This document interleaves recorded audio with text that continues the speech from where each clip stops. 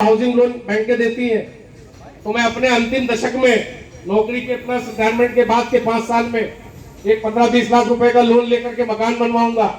आपने पता चला उस समय एक अध्यादेश निकाल दिया कि जरा देखो इनकी नौकरी 30 साल हो गई, अब वो 30 साल वाला नौकरी या 55 साल की आयु वाला कागज और कलम लिए बैठा है, उसको हम जैसे जब भी मिलते हैं तो वो यही पूछता क्या भाई साहब भी हो जाए।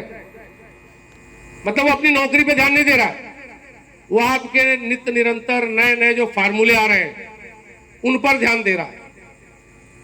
ये बात मुझे आज नहीं कहना चाहिए था, लेकिन मैं सिर्फ आपको 2 या 3 मिनट के लिए कह रहा हूं कि जब भी संगठन का कोई आह्वान होता है तो उस आह्वान को आप अपना आह्वान मानिए। अब आपको अपनी नौकरी पूरे तरीके से करने के बाद अपने नौकरी के लिए प्रदत्त किए गए अधिकारों की रक्षा के लिए भी बार बार आह्वान पे बाहर आना पड़ेगा।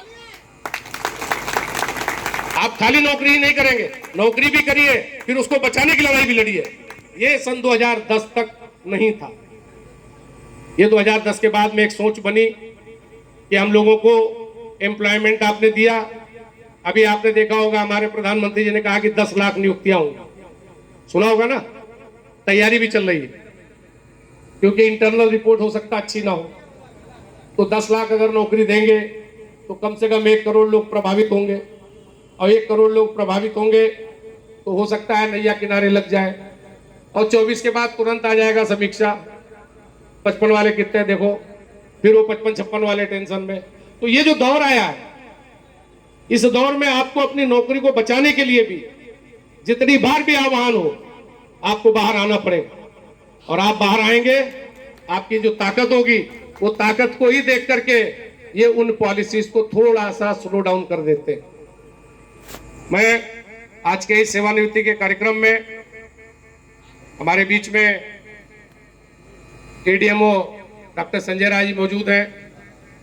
यदि कोई स्वेच्छा से बोलना चाहे तो मैं सहर्ष उसको आमंत्रित करूं, और नहीं तो अब इस कार्यक्रम को अंत की ओर ले जाते हुए मैं अनुरोध करूंगा साथी चंदन और अवधेश से कि हम लोगों ने एक आज के इस दिन के उपलक्ष्य में हमारे गुरु विजय कुमार जी भोले के भक्त हैं,